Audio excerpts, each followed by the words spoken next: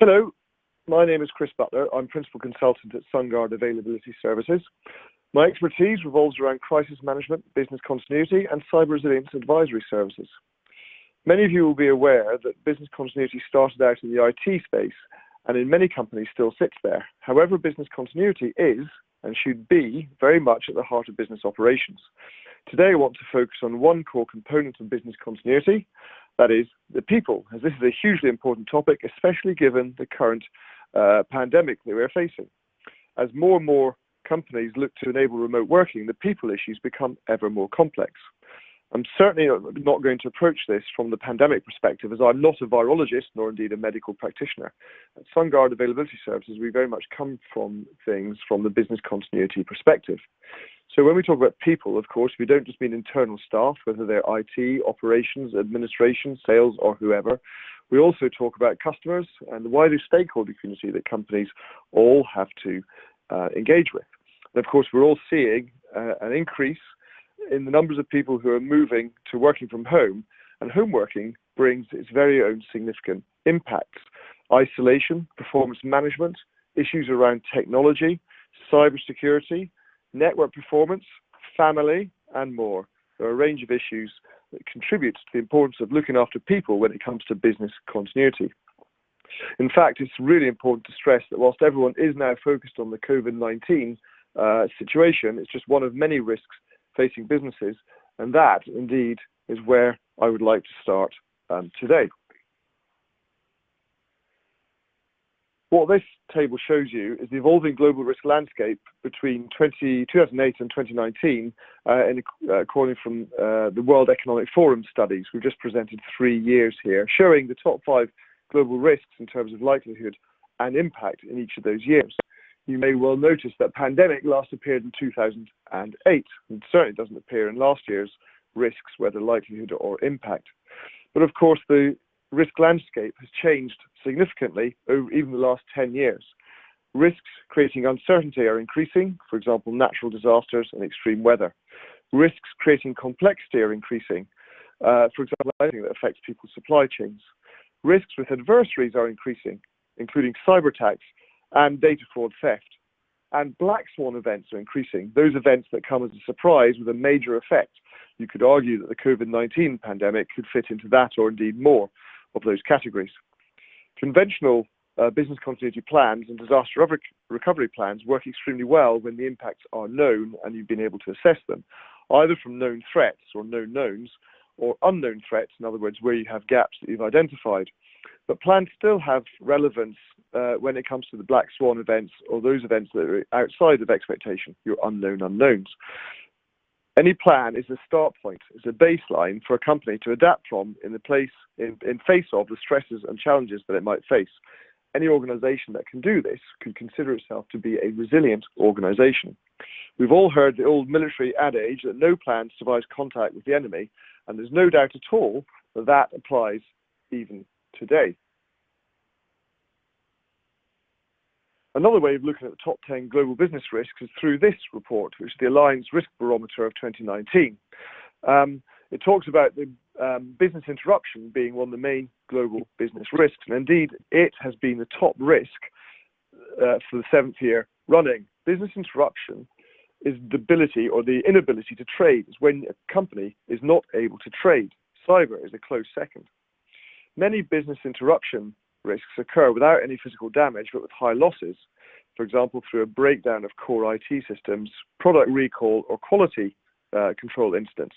However, terrorism, political violence, rioting, and environmental pollution can also bring businesses to a standstill, and all of these mean that firms may be unable to provide products and services, or their customers stay away. These all have a devastating effect on revenue. One example from last year, or certainly quite recently in France, retailers lost about €1 billion from 4 weekends of protests in France at the end of 2018. Brexit is another area where there's a risk of political uncertainty and therefore potential for business interruption. So we don't quite know what this is going to look like yet. But supply chains, COVID-19, there are a range of areas where business interruptions can and will happen. The causes of many of these business interruptions are shown on this slide. with the costs lined up next to them, and the average value of a business insurance interruption claim is shown on the slide. So, for example, cyber is showing that the average insured loss is $2.3 million, but these can, of course, be much higher, as we've seen recently with various WannaCry and NotPetya cyber attacks.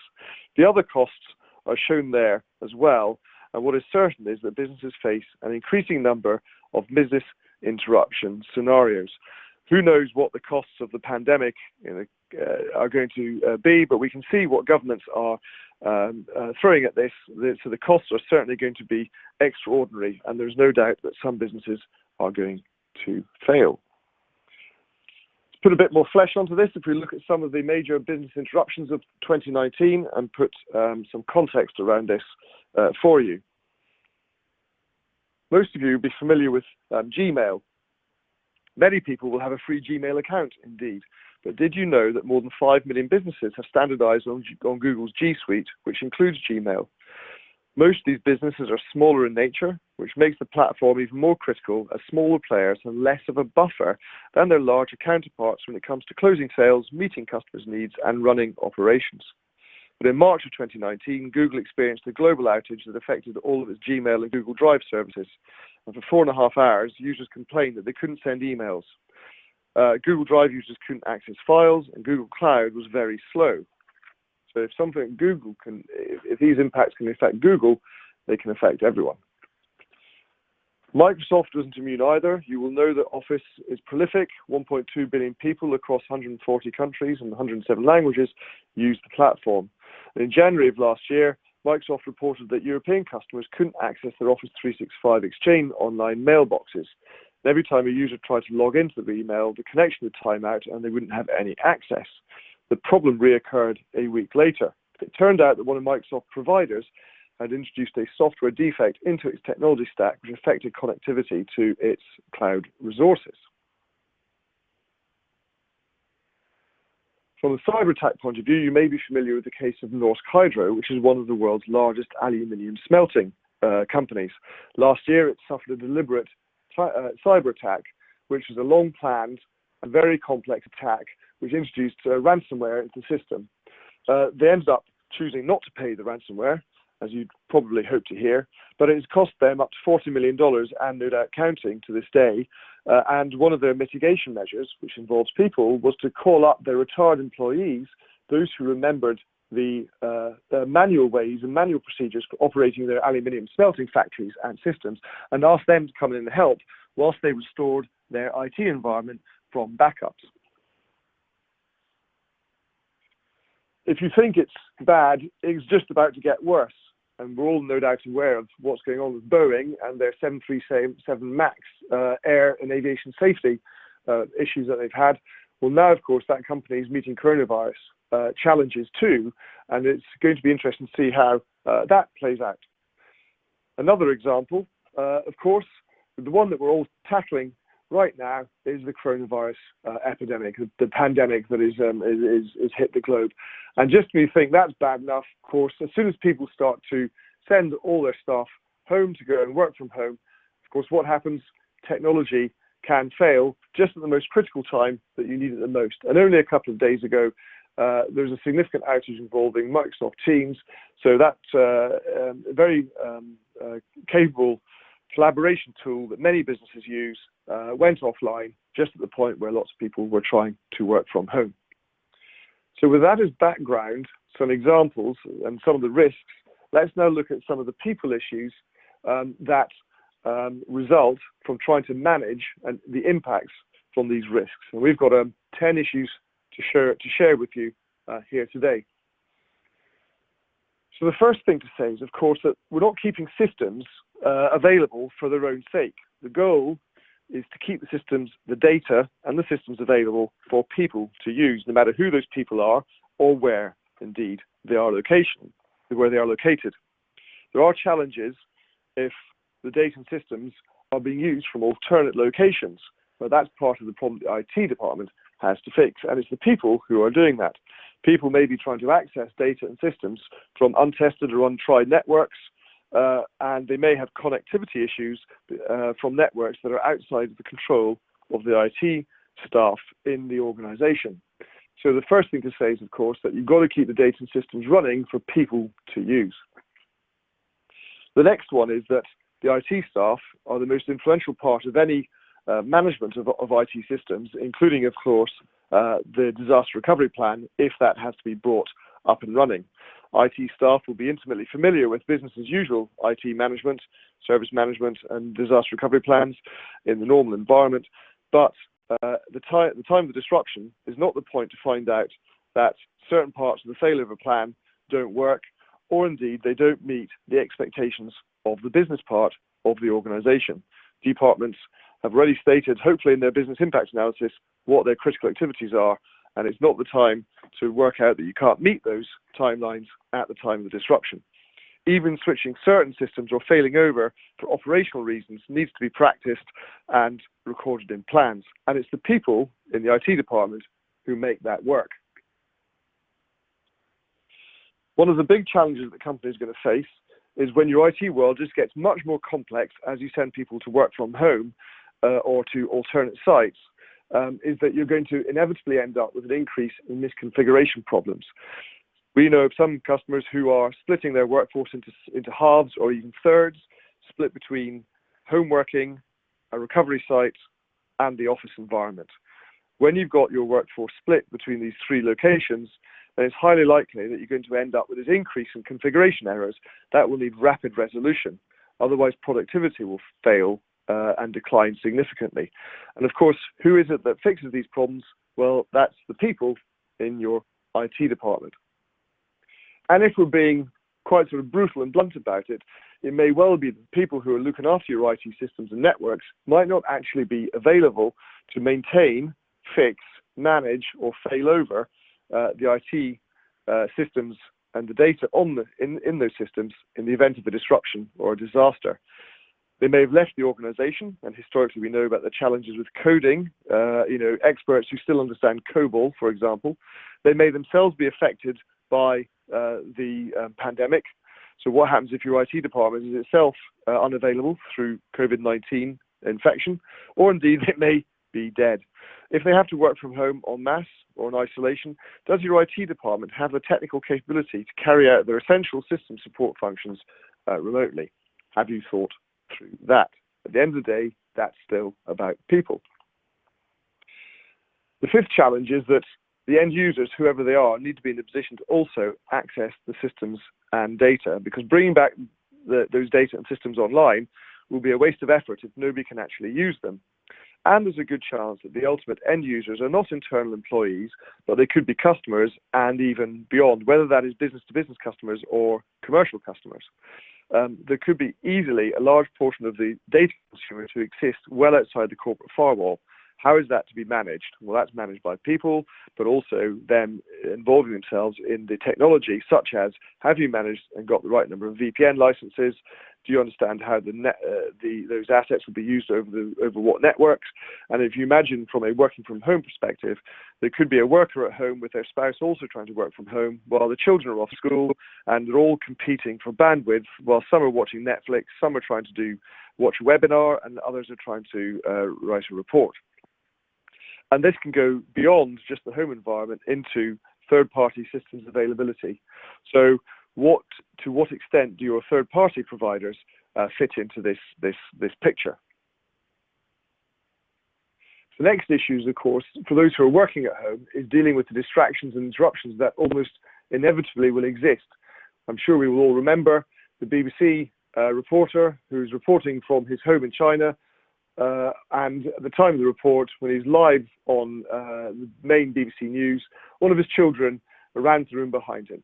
So he dealt with that admirably, I think, but that is a reality of working from home, and it will have an impact on businesses, and businesses need to help their employees to manage that and to have the right assets in place to be able to work effectively from home.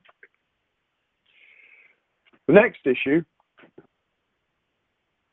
is that if your workforce and your workplace at risk, that really puts the business at risk. And from a business perspective, what should organizations really be focusing in on? Well, firstly, of course, personnel performance. Their ability to work may be impacted by those things listed on the screen there. You know, their own personal illness, others in the workplace. They may be worried about other members of their family. in a variety of ways, depending on how severely they're impacted. There may be anxiety about personal finances and job security. They may be impacted by school closures. And of course, there's the impact of the media as well. So that all those things affect personnel performance, and that puts business at risk. The demand for services may well change, and that could shift to either the negative or indeed to the positive. There's a range of ways that this can be impacting an organization. Customer behaviors may change. And of course, we can, without going into too much detail, supply chains are equally a huge important part of any organization, and all companies inside a supply chain need to work out what their upstream and their downstream connections are and how they are going to be impacting them in the event of this disruption. The next issue to address is that in the event of any disruption, it's really important to have predefined roles and responsibilities for all of those who are going to be responding. An essential part of planning for any disruptive event is identifying the leadership and key contributor roles, and of course defining what it is that they need to do. Checklists and guidance for a range of scenarios are very useful, such as the one shown here. This is true in all cases, not just relating to the current pandemic. And of course, when you've got these roles and responsibilities, it is essential that people realize what they are, that they're made well aware of what their roles are, what is expected of them, and what they are responsible for. That level of management is really the minimum that has to be achieved.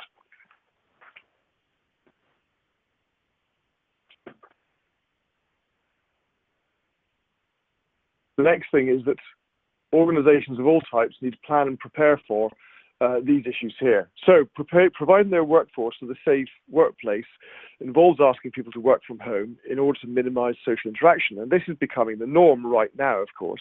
But to do this, they need to be properly equipped. And ideally, they've actually practiced this before.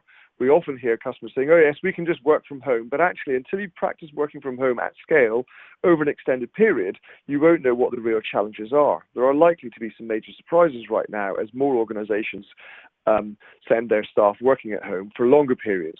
Of course, there'll be an increase in calls to the help desk for password resets, but actually it will go much beyond that. And I'll talk a little bit more about that in a moment. For those situations where being present at the company work location is essential, for example, in a trading floor of a financial institution, or if you're a cargo handling organization at an airport, notwithstanding the reduction in flights, it's about minimizing social interaction so people can feel safe and that the companies have exercised reasonable duty of care. So minimizing visitors, having only essential personnel on site, and taking necessary sanitation measures as well. The business dynamics are going to change, there's no doubt about it. Customer expectations and behaviors will change. Demand for products and services will change, either positively or negatively. And for example, little things like increasing demand for hand sanitizers is one thing, and if you're a children's party supplies provider, then demand for that is going to decrease. There's also the situation where demand doesn't change, but customer interaction does change. Fewer visits to stores, but more online ordering. Business models might change. If you're a car insurance provider, you might find you end up paying out less in claims because more people are staying at home and self-isolating, there are fewer miles on the roads being driven. So the business dynamics will change. Talking again about supply chain, you can expect some disruption where suppliers you depend on can't fulfill their full obligations for raw materials or components. They've had to shut down or limit their operations, and the ripple effect can be quite significant, going everything from customer relations all the way through to the impact on stock and share pricing. So at the early stages of any pandemic, we do see organizations asking suppliers to step up shipments where they can in order to try and stockpile. But of course, this isn't possible in every case. And it's important that organizations start to analyze these and do some worst case scenario planning around what they are able and are not able to accept. Of course, unavailability of personnel is a key one. We've been talking about it all the way through this, and with the impacts of things such as illness, whether personal or for family members, or having to provide care for family members, or indeed a reluctance to be exposed to others at the workplace, you can expect significant personnel unavailability. And this is where it is important that businesses start to work out what their minimum personnel numbers are, and it may actually not tie up with what you've put in your business impact analysis up until this point. The BC plan, as I said earlier, is a great start point, but it's not to be followed slavishly. It's really that point to allow you to plan around the situation that you're actually facing. Accelerating work and production to ease the pressures once the impacts are realized is something that can also be analyzed in advance.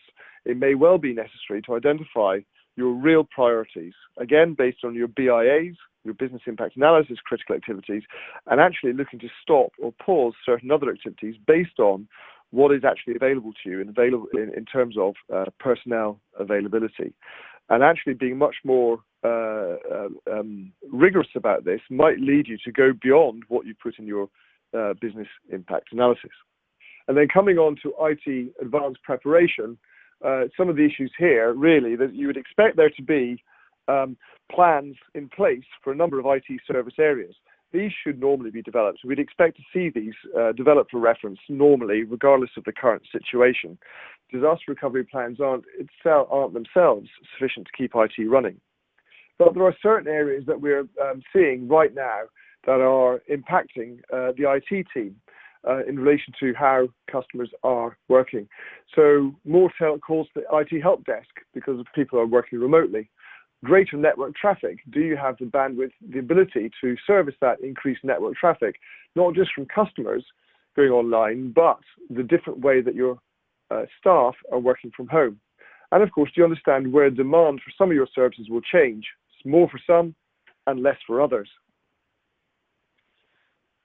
And the final point to be addressed when it comes to business continuity and people is that all of these things need to be practiced in advance. It's just business continuity. We come from a business continuity perspective. That applies here as well. So you can run tabletop exercises to develop your understanding and challenge what you may have in place just now. You can do that for working remotely from multiple concurrent days, going beyond the assessments that you may have put in place already. This is validating what you're able to deliver. Communications in such a diverse environment where more people are working from home are essential, so getting those right is hugely important. And reviewing all your plans so that people understand what it is that you say you're going to do and how it's going to be done is also a very important part of business continuity. Keeping the workforce aware of what your next stages and plans are going to be is absolutely essential. So just like any business continuity scenario, the current situation is no different. Exercise, plan, and prepare. At the end of the day, what we're talking about is using your imagination to deal with the significant people challenges that are going to be facing all organizations in general, but specifically right now as we're facing the coronavirus, COVID-19 pandemic. Logic and plans will get you from a start point that you know to an end point that you know, but actually, to quote Albert, imagination will take you everywhere. So, with consultants across North America, Europe and India, we are well placed in Sungard Availability Services to advise our clients across many sectors. If you'd like to hear more about this, please get in touch via these numbers or connect with me on LinkedIn. I'll be happy to have a conversation with you. We run crisis management and business continuity workshops for our clients, and this includes business continuity advice relating to the current pandemic situation. Thank you very much for listening to me, and I hope you've enjoyed my presentation.